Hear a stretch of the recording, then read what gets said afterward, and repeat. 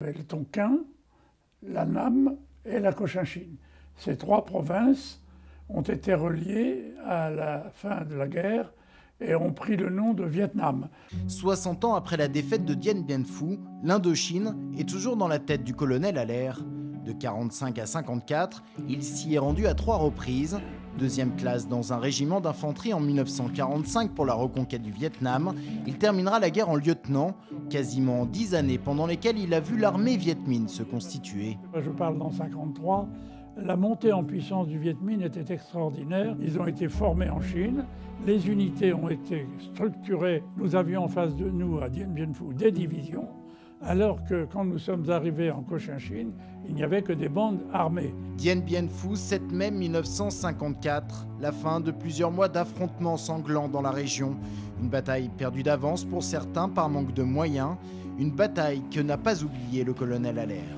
Voilà, Eliane 2, Eliane 4, le Mont Chauve et les montagnes qui dominaient Dien Bien Phu, où se tenaient les divisions Viet Minh. Le 6 mai, les Viet étaient dans la plaine, ils ont envahi toute la plaine et ils sont arrivés au poste de commandement. Les munitions étaient rares, les combattants étaient de plus en plus rares, nous avions beaucoup de blessés et beaucoup de morts.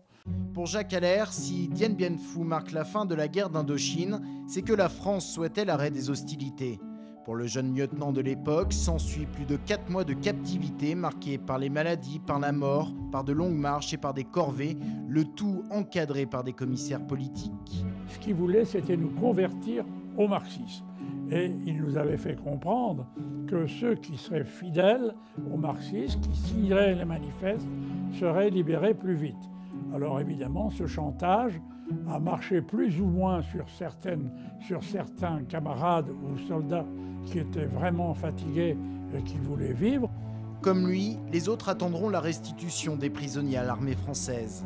Jacques Allaire restera militaire et se rendra plusieurs fois en Afrique. De l'Indochine, il n'en gardera selon ses mots que le meilleur, le courage, la gentillesse de sa population et la richesse de sa culture.